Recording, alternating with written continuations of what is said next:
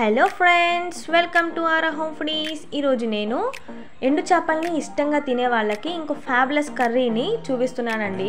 అదేనండి నెత్తాళ్ళ కర్రీ. మీలో చాలామంది నెత్తాళ్ళ కర్రీని తినే ఉంటారు. మీలో ఎంతమంది తిన్నారో కమెంట్ చేయండి ఫ్రెండ్స్, లైక్ చేయండి. ఈ నెత్తాళ్ళు అనేవి అంత ఈజీగా నానవండి. ముందుగా వేడి నీళ్ళల్లో ఈ నెత్తాళ్ళని నానబెట్టుకోవాలి. అవి నానేలోపు స్టవ్ ఆన్ చేసుకొని ఒక గిన్నె పెట్టుకొని ఆయిల్ వేసుకోవాలండి. ముందుగా మన ఛానల్ని ఎవరైతే కొత్తగా చూస్తున్నారో వాళ్ళు తప్పకుండా సబ్స్క్రైబ్ చేసుకోండి ఫ్రెండ్స్. మీ లవ్లీ సపోర్ట్ని నాకు అందించండి.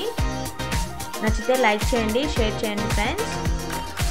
ఇప్పుడు ఆయిల్ హీట్ అయిన తర్వాత టమాటా ముక్కలు, ఈ కర్రీకి టమాటాలు ఎక్కువగానే పడతాయండి. టమాటా ముక్కలు ఇంకా ఆనియన్ ముక్కలు వేసుకుంటున్నాను. ఒక పచ్చిమిర్చిని కూడా యాడ్ చేసుకోవాలండి. రుచికి సరిపడా ఉప్పుని, పసుపుని యాడ్ చేసుకోవాలి.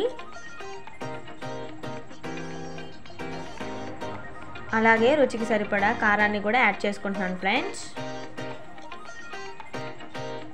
ఈ నెత్తాళ్ళు అనేవి ఎండు చేపల్లో ఒక టైప్ అనమాట.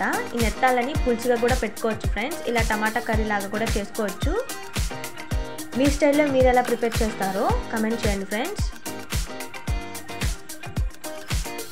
వాటర్ని యాడ్ చేసుకోవాలి ఫ్రెండ్స్. అది కొంచెం హీట్ అయిన తర్వాత వాటర్ ఈ నెత్తాళ్ళు అనేవి యాడ్ చేసుకోవాలి. ఇక్కడ నేను ముందుగా నానబెట్టుకున్నాను కానీ అంత ఈజీగా నానలేదు ఫ్రెండ్స్. మీరు ఒక అరగంట ముందైనా సరే నానబెట్టుకోండి ఫ్రెండ్స్.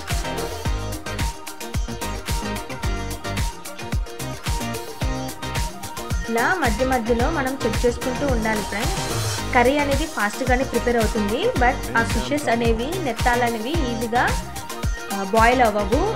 మెయిన్ నెత్తాళ్ళు అనేవి మెత్తపడేదాకా కుక్ చేసుకోవాలి ఫ్రెండ్స్. ఇంకా వాటర్ కూడా అలా ఉండకూడదు. వాటర్ థిక్నెస్ అనేది రావాలి. అప్పుడే కర్రీ అనేది టేస్ట్ ఉంటుంది ఫ్రెండ్స్. మధ్య మధ్యలో చెక్ చేసుకుంటూ ఉండండి.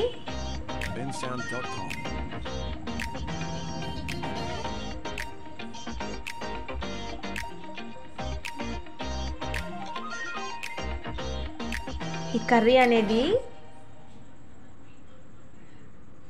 చాలా టేస్టీగా ఉంటుంది ఫ్రెండ్స్. వేడి అన్నంలో లేకపోతే చపాతీలో అయితే ఇంకా సూపర్గా ఉంటుంది ఫ్రెండ్స్.